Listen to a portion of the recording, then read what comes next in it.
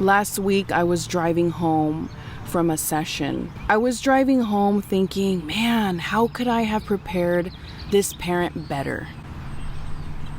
So this parent has had ABA for a while, and she was upset, and rightly so. Unfortunately, this is very common, and I decided, you know what? I'm gonna make this video on things that every parent should know going into ABA. These are things that I think all parents should know. These are things that I would want to know as a parent just starting. And what we're trying to do is frame the picture in a really realistic way. Because I think in a perfect world, we would have all the things align how we want them to. And I wish I could give that to you, but I can't. So these are 5 hard truths that every parent should know before starting ABA. My name is Celeste. I've been in the field of ABA for over 12 years.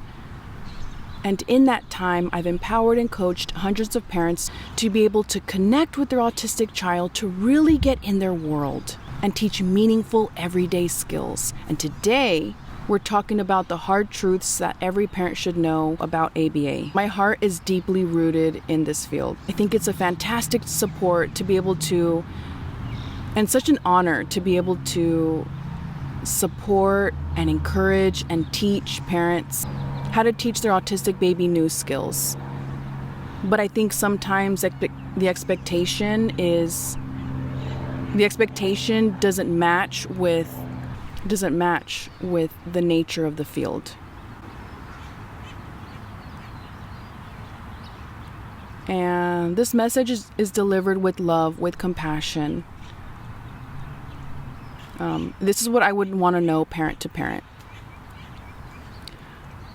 The first thing is, ABA is a lot of work for you as the parent.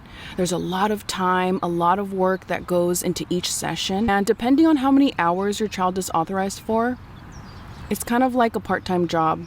And the clinician is asking you questions. They're asking you for snacks. They're asking for you to participate. And that's a lot. That's a lot. I think as a parent, you have to ask, am I mentally ready to be able to take this on right now? And if the answer is no, then that's okay. And at least now you know. But if the answer is yes, I'm ready to learn. I want to soak everything in I can from a professional and be able to learn and better connect with my baby. So if the answer is yes, it sounds like you're ready for this big commitment. Number 2, attendance affects your child's progress. When the clinician goes into your home and they give you a recommendation, for example, based off of the current strengths and the current deficits that your child is demonstrating, I would clinically recommend that your child receives 10 hours a week of ABA therapy. That recommendation is similar to a prescription. So let's say a doctor says, here's your diagnosis. I want you to take this prescription, 5 milliliters every day before bed for 7 days. That's very similar to the clinical recommendation. So your clinician is saying, given the various factors, I think your child would benefit from these many hours a week. And so that means that if the family is consistently canceling session or cutting it short, it's really going to impede the child's progress. And we're not going to see as much progress as we would anticipate if the full recommendation was fulfilled. Number 3, I'm just going to say it, retention is low.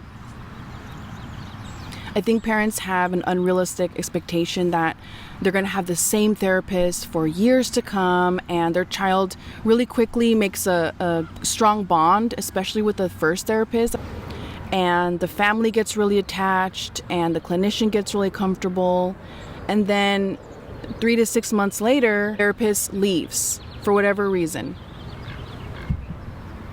And this video is supposed to be transparent, so I'll tell you the reason.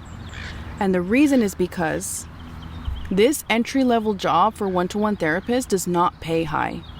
It does not pay a lot. And add that with a very stressful and demanding work environment. If your child doesn't have intense behaviors, that's a blessing. But a lot of the kids that we work with do. And these one-to-one therapists are driving from home to home, sometimes 3 or 4 different homes a day. And working with autistic children comes with various stressors. Some of these kids have aggression, eloping, self-injurious behaviors. So you have to have a heart for the field.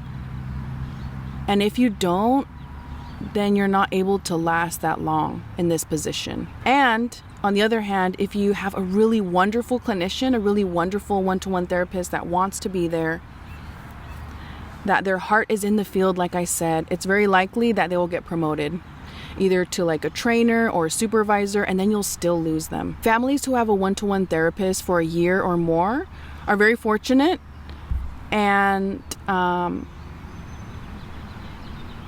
it's not really that common. The families that are newer to ABA therapy have this unrealistic expectation, and they're really surprised when their one-to-one therapist quits.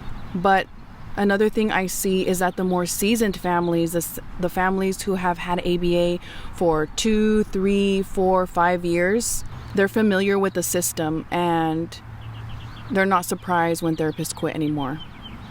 And it is a sad reality. It's sad. I'm not gonna lie.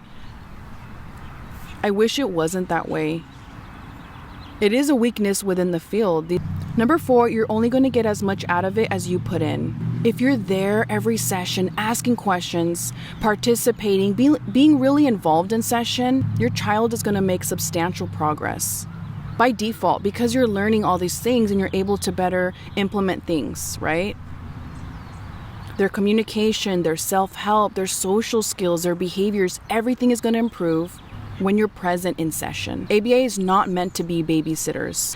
ABA is really different from any other therapy. It's really different from school. With school and speech therapy and OT, it's really, you send your child for a few hours, they learn, they come back, and then you go about your day.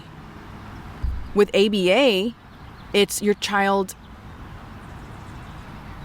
meets with the therapist for a few hours. There's a lot of learning happening, and the goal is that the parent learns from the therapist in those 2-3 hours. And then after we leave, you continue to implement the skills that you learned, so that learning really happens 24/7. It's not meant to be like, okay, session's over, and then the learning stops there.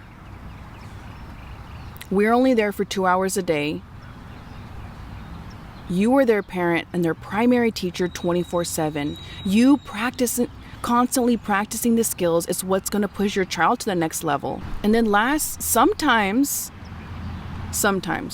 not all the time, but sometimes, session hours is more about quality over quantity. Sometimes I think a more condensed duration of time with the parent and the clinician, and the parent can learn the strategies, learn the clinical skills to be able to implement the lessons throughout the week, is way more productive than a 4-hour session with a one-to-one therapist. I think parents really underestimate how much they can contribute, how much we need them in session. We're all a team, like me, the therapist, you, the parent. We're all on your child's team. And we all need to pull our weight for the same purpose, for your baby's learning. I hope this was helpful. From your favorite BCBA, you got this.